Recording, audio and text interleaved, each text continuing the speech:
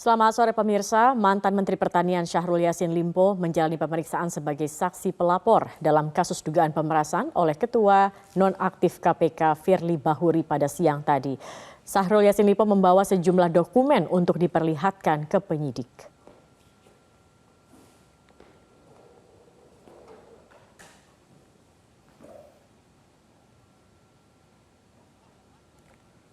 Syahrul Yassin Limpo dan dua rekannya di Kementerian Pertanian, yakni mantan Sekjen Kementan Kasdi Subagio dan mantan Direktur Alat dan Mesin Pertanian Kementan Muhammad Hatta, memenuhi panggilan pemeriksaan di Gedung Bareskrim Polri.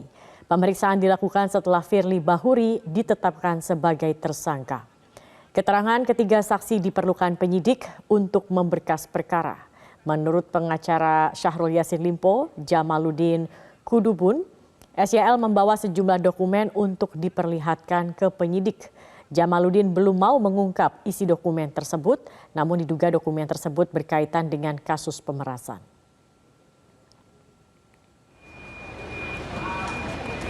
Informasi pemeriksaan ini sebelumnya disampaikan Kabid Humas Polda Metro Jaya, Kombes Trunoyudo Wisnu Andiko. Ketiganya telah ditetapkan tersangka kasus korupsi di lingkungan Kementerian Pertanian oleh KPK. Untuk itu dalam pemeriksaan ini, polisi berkoordinasi dengan lembaga anti rasuah untuk menghadirkan di Bareskrim Polri. Dan untuk mengetahui informasi terkini terkait pemeriksaan Syahrul Yassin Limpo, kami sudah terhubung bersama dengan jurnalis Metro TV Aris Setia langsung dari Bareskrim Polri. Aris, apakah sudah didapat terkonfirmasi terkait dengan apa pemeriksaan kali ini dilakukan? Ya, Zaki dan juga pemirsa, sampai dengan saat ini hampir 2 jam berlangsung pemeriksaan tambahan terhadap mantan Menteri Pertanian Syahrul Yassin Limpo serta mantan Sekjen Kementan yang Kasdi Subagiono serta juga mantan Direktur Alat dan Mesin Pertanian Kementan Muhammad Hatta berlangsung. Belum ada informasi terkait dengan persisnya apa materi pemeriksaan terhadap ketiganya. Namun jika kita melihat secara keseluruhan, tentu terkait dengan materi pemeriksaan tidak jauh-jauh dari kasus dugaan pemerasan yang dilakukan oleh Ketua KPK Nonaktif, yakni Firly Bahuri. Dan sampai dengan saat ini kami masih terus menantikan bersama bagaimana berlangsungnya pemeriksaan tambahan terhadap 3 orang ini. Dan tadi jika merunut sejak awal ketiganya tiba di Gedung Bareskrim ini sekitar pukul 13.15 waktu Indonesia Barat, bahwa ketiganya tidak memberikan sepatah kata pun terhadap awak media terkait dengan agenda pemeriksaan tambahan yang berlangsung pada hari ini.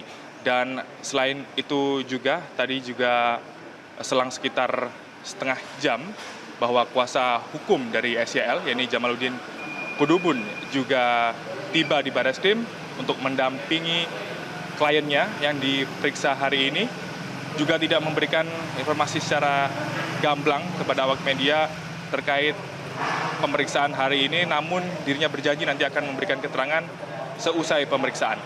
Zakia. Iya, Aris, pengacara dari Syahrul Yassin Limpo mengatakan Syahrul Yassin Limpo membawa dokumen-dokumen yang akan diserahkan ke penyidik gabungan. Bisa dijelaskan dokumen apa yang diserahkan? Ya, betul sekali Zakia dan juga pemirsa. Tadi sesuai dengan pantauan kami bahwa Syahrul Yassin Limpo terlihat memegang map berwarna biru, dan tadi juga sejumlah tersangka lainnya ini juga kami lihat ada memang yang juga membawa dokumen, tapi memang tidak dijelaskan secara pasti isi dokumen tersebut berkaitan tentang apa. Yang pasti secara garis besar seperti yang saya sampaikan tadi, memang ini terkait dengan kasus dugaan pemerasan yang dilakukan oleh Ketua KPK Nonaktif Firly Bahuri. Dan selain itu juga tadi Jamaluddin Kudubun, kuasa hukum Syahrul Yassin Limpo, menyampaikan akan menjelaskan secara gamblang khususnya terkait dengan dokumen sebagai tambahan dari pemeriksaan tambahan yang dibawa pada hari ini. Tadi Jamaluddin juga menyampaikan bahwa apabila dokumen itu diperlukan penyidik, maka pihaknya akan memberikan dokumen tersebut. Dan saya itu ada yang menarik juga tadi ketika kami menanyakan terkait respon dari pihak SYL sendiri terkait dengan LPSK yang menolak begitu terkait dengan bantuan hukum, juga pihaknya tidak memberikan respon secara gamblang, dan juga terkait dengan pra-peradilan yang diajukan oleh Firly Bahuri bahwa Jamaluddin Kudubun tadi menyampaikan bahwa itu merupakan hak semua orang untuk mengajukan pra-peradilan. Dan jika melihat proses pemeriksaan tambahan yang berlangsung pada hari ini, Zakia, memang sejatinya tidak akan berlangsung lama karena ini merupakan pemeriksaan tambahan. Dan jika melihat pada pemeriksaan sebelumnya pada 31 Oktober 2023 ini berlangsung sekitar kurang lebih 3 sampai dengan 4 jam. Dan untuk lebih jelasnya berikut kita simak bersama pernyataan dari kuasa hukum SYL, yakni Jamaluddin Kudubun. SYL terlihat bawa map warna biru itu kira-kira dokumen soal apa aja, Pak? Nanti sebentar kita sampaikan. Yang pasti Sepertinya terkait dengan pemerasan ya, Pak?